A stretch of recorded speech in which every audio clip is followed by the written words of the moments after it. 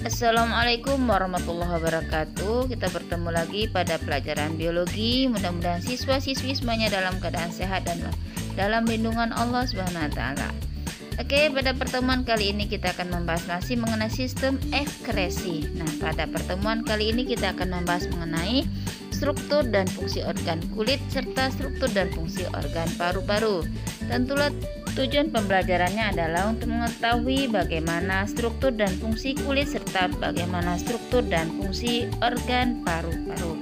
Oke, simaklah materi pelajaran ini dengan seksama dan pahamilah dengan baik. Struktur dan fungsi organ kulit. Kulit merupakan lapisan terluar yang membungkus seluruh permukaan tubuh manusia. Sebagian besar kulit ditumbuhi rambut. Kita lihat sekarang struktur kulit.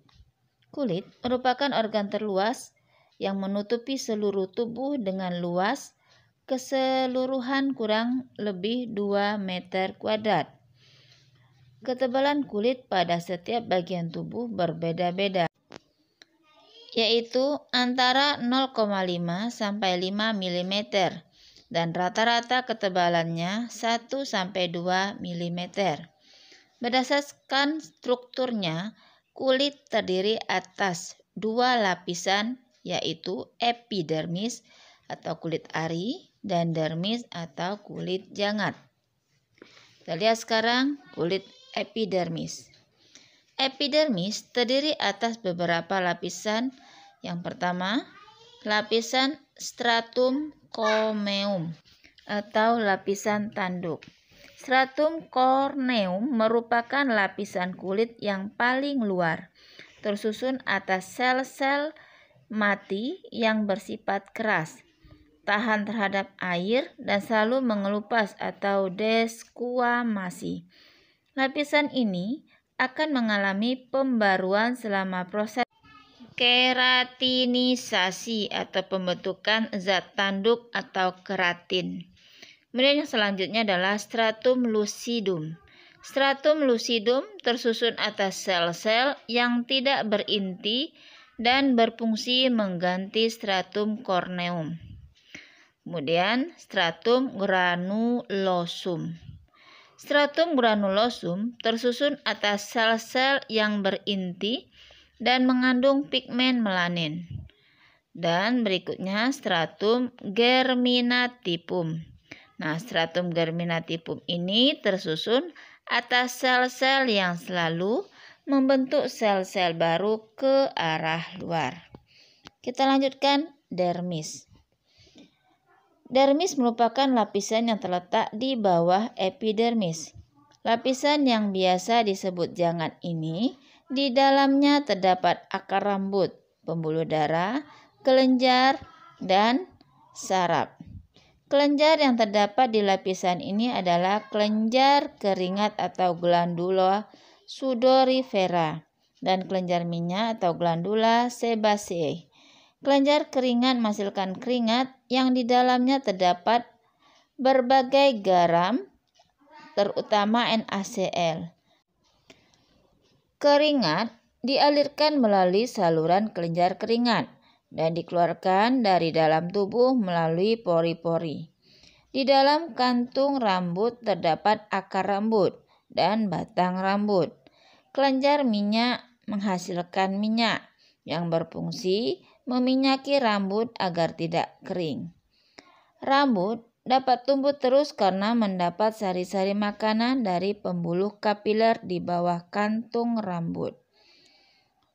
Di dekat akar rambut terdapat otot penegak rambut. Di bawah dermis terdapat jaringan lemak atau lapisan hipodermis. Jaringan lemak berfungsi sebagai makanan cadangan, pelindung tubuh terhadap benturan, dan menahan panas tubuh. Kita lihat sekarang fungsi kulit. Kulit mempunyai fungsi yang pertama, proteksi. Kulit berfungsi melindungi organ tubuh dari kontak mekanis yang dapat mengakibatkan cedera. Selain itu, kulit juga melindungi tubuh dari kontak langsung dengan sinar matahari. Sel-sel melanosit yang terdapat pada kulit mempunyai fungsi penting dalam melindungi tubuh dari bahaya paparan sinar UV. Sementara itu, produksi keringat dan minyak pada kulit membuat lapisan kulit bersifat asam. Kondisi ini berfungsi melindungi tubuh dari infeksi jamur dan bakteri.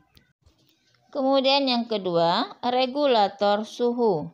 Kulit melakukan fungsi ini dengan cara memproduksi keringat dan mengkonstriksikan pembuluh darah dalam kulit. Selanjutnya, penentu warna kulit. Warna kulit salah satunya ditentukan oleh kandungan melanosit pada kulit. Seterusnya, bentuk tempat pembentukan vitamin D. Vitamin D dibentuk dari provitamin D yang terdapat di bawah kulit dengan bantuan sinar matahari. Dan terakhir sebagai ekskresi, yaitu kulit berfungsi mengeluarkan keringat. Kelenjar keringat menyerap air dan garam dari darah di pembuluh kapiler. Keringat yang dikeluarkan melalui pori-pori akan menyerap panas tubuh sehingga suhu tubuh tetap stabil. Pada keadaan normal, tubuh mengeluarkan keringat sebanyak 50 ml setiap jam. Beberapa faktor yang dapat memacu pengeluaran keringat antara lain aktivitas tubuh yang meningkat dan suhu lingkungan yang tinggi. Pengeluaran keringat yang berlebihan karena terik matahari atau aktivitas tubuh yang tinggi dapat mengakibatkan tubuh kekurangan garam. Jika garam dalam darah menurun, maka dapat mengakibatkan kekejangan bahkan pingsan. Bagaimana proses pengaturan suhu tubuh saat cuaca panas? Pada saat cuaca panas, tubuh akan membuang panas ke lingkungan. Proses mekanisme pembuangan panas tubuh sebagai berikut. Yang pertama, kelenjar keringat akan menyekresikan keringat. Keringat akan mengalir di saluran keringat melalui pori-pori keringat menuju permukaan kulit. Keringat yang membawa panas akan menguap ke lingkungan. Proses tersebut dinamakan evaporasi. Evaporasi dari permukaan kulit dapat menurunkan suhu tubuh. Yang kedua, rambut di kulit rebah, posisi berdiri ke posisi tidur. Berperan untuk mencegah rambut merangkap panas. Rambut yang rebah dapat meningkatkan aliran udara, sehingga dapat meningkatkan pembuangan panas melalui konveksi. Dan ketiga, dinding pembuluh darah arteri akan berelaksasi sehingga arteri melebar. Oleh karena itu, aliran darah melalui arteri akan meningkat. Aliran darah arteri ke permukaan kulit akan meningkatkan pembuangan panas tubuh melalui konveksi dan konduksi. Kemudian, struktur dan fungsi organ paru-paru. Manusia memiliki sepasang paru-paru yang terletak di rongga dada. Paru-paru ini mempunyai fungsi utama sebagai alat pernapasan. Oleh karena paru-paru juga berperan mengekskresikan zat sisa metabolisme, maka organ ini juga berperan sebagai alat ekskresi. Sebagai organ ekskresi, paru-paru berfungsi mengeluarkan karbon dioksida dan uap air.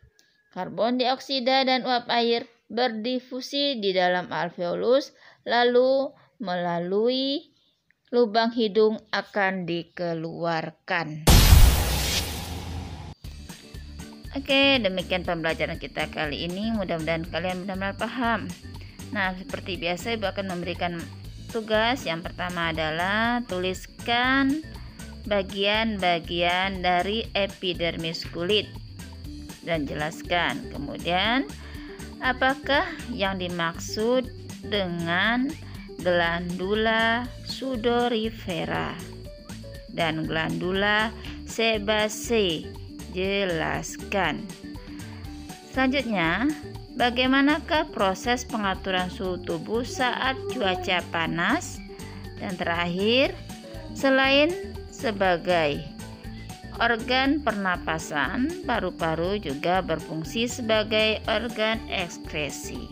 Apakah yang dikeluarkan oleh paru-paru sebagai organ ekskresi? Demikian, jaga kesehatan terus. Dan Ibu akhiri, wassalamualaikum warahmatullahi wabarakatuh.